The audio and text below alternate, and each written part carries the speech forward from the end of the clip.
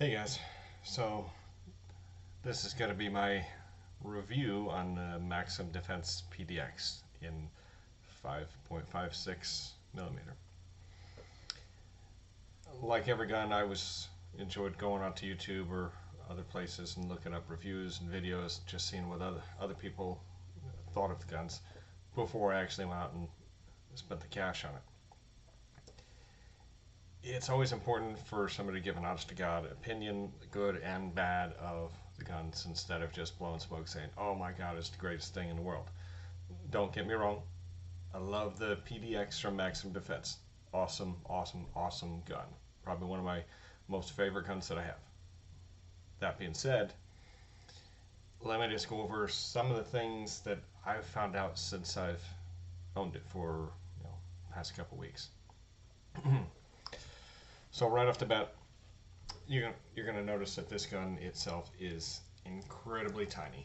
I mean, collapsed altogether, this thing is 18 and 3/4,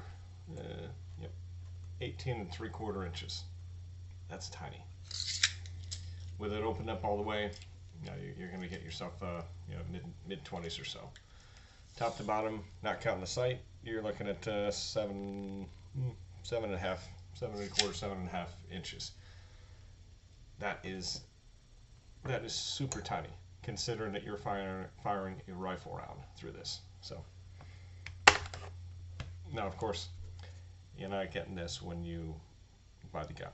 No, that was a aftermarket purchase. What you will get is the Lancer magazines. You'll get a 20 round, and I don't know about the other colors for the other colors of the guns, but for this particular color scheme, this was called Arid.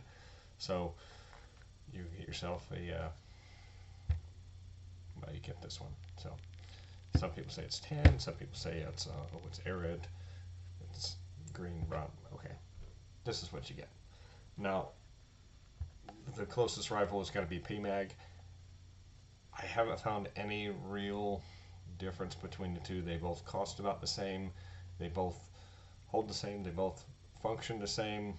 The only difference is this one has a little steel plate on the top for the guide rods. Not the guide rods,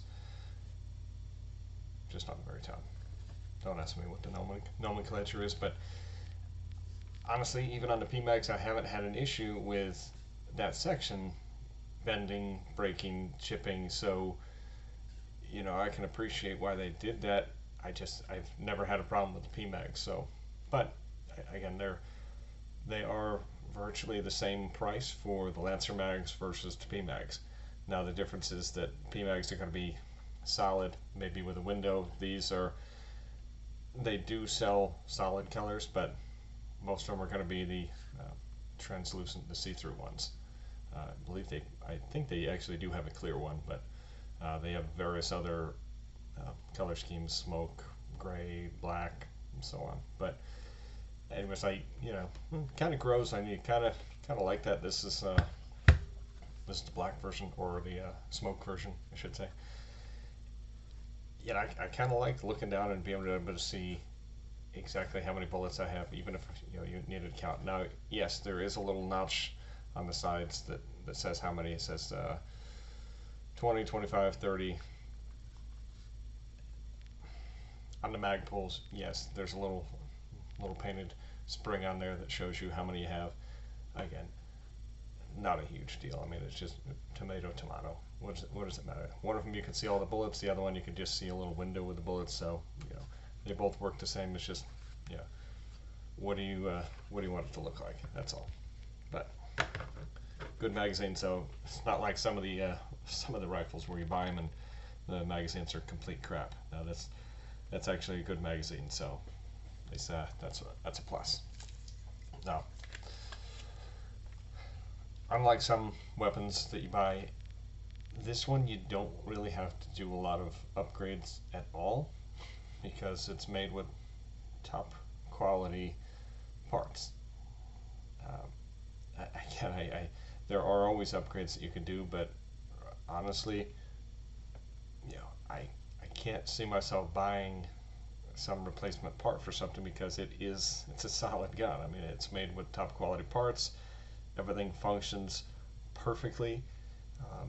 It's not like one of the guns I had where I had to replace virtually everything on the gun aside from the frame. This one works. Now, there's some things that people don't like.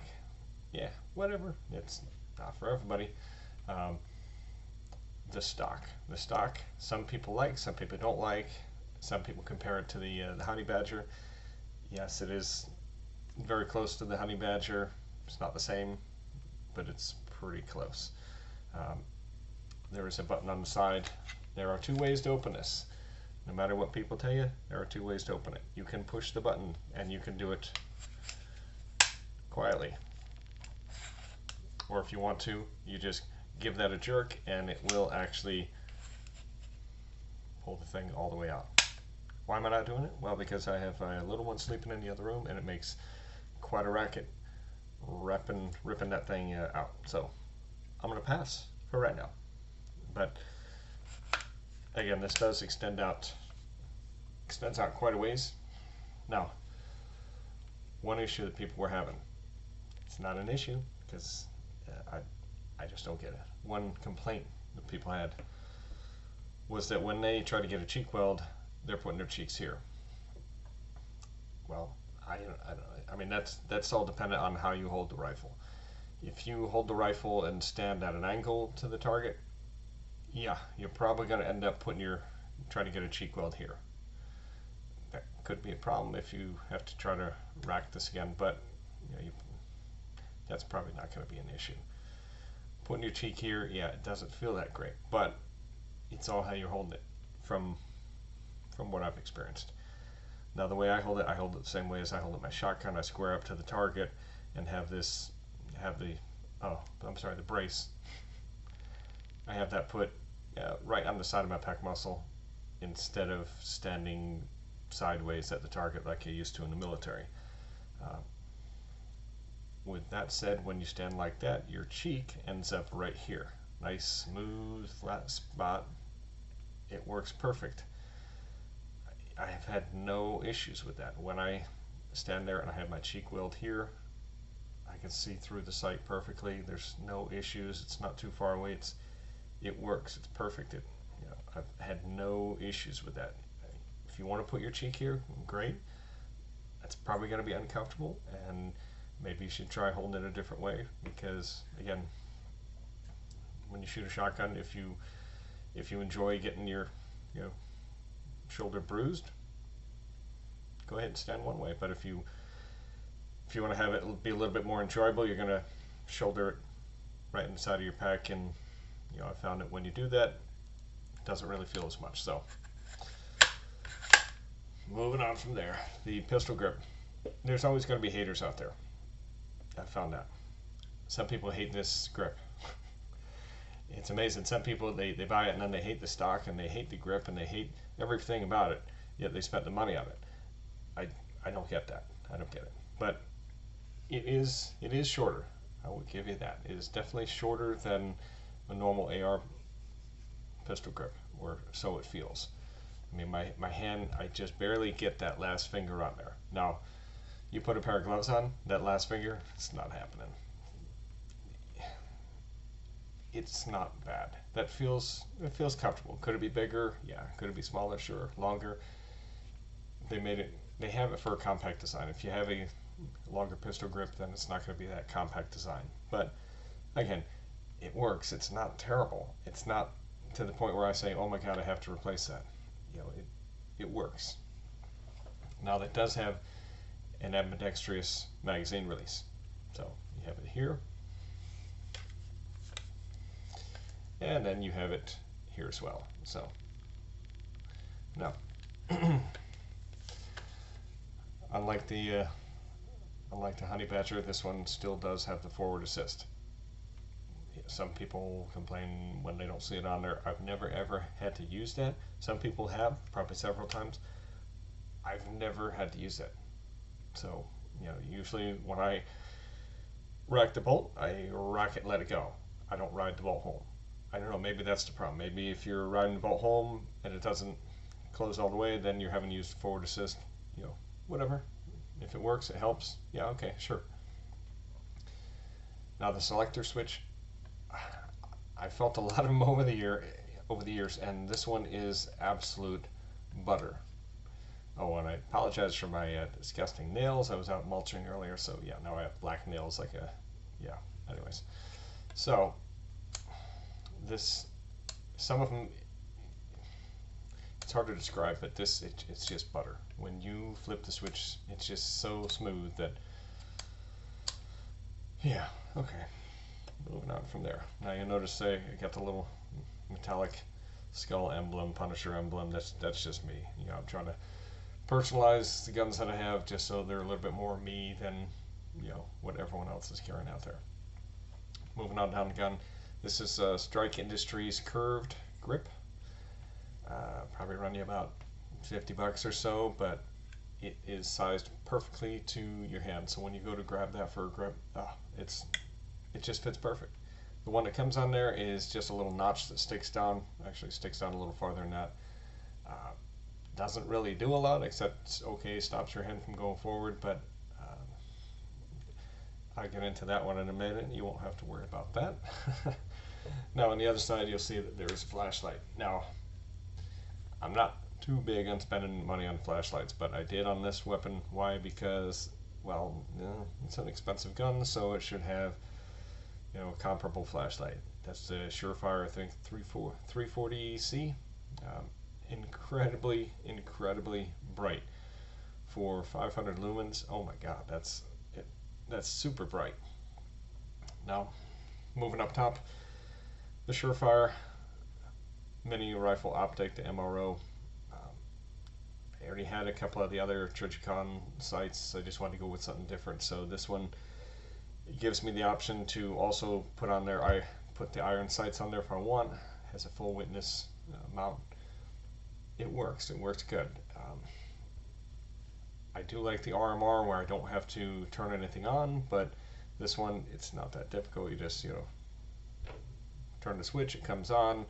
This one does have the skin on the outside, protective covering. It came in black, and then I put this coating on there.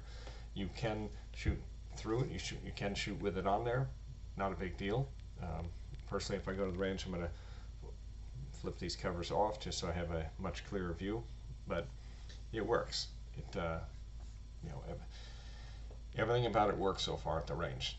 Now, as far as accuracy, it is a rifle round going through a barrel that is 5.5 inches. Overall, the weight, 5 pounds, 11 ounces, somewhere close to that. Now, when you feel it, yes, it is heavy for the size, but it is shooting a rifle round. It's going to have a little bit of weight. If it doesn't have that weight, you're going to feel that recoil. But as it is, you really don't have any recoil. When I first shot this, I thought that it was going to really kick back. You know, rifle round going out of a, you know, 5-inch barrel. But I was actually surprised. It really didn't have any recoil, and yeah, it was pretty accurate for what you're shooting. Now it does have on the front what they call the hate brake. Now the hate brake is more of a muzzle booster. It's to help the gas get pushed back in order to make the gun cycle. Is it loud? Yeah, you know, I haven't noticed that. I even went to an indoor range. I didn't notice it being louder than any other gun. Doesn't really affect recoil in a bad way. If anything, it probably takes the recoil away from it. But it's a smooth shooting. It's not that loud, but then again, if you're wearing good hearing protection, you really don't notice that. But you know, it works good. Now, the one downside, here it comes. The one downside that I found, and you can't really dispute this, this thing gets hot.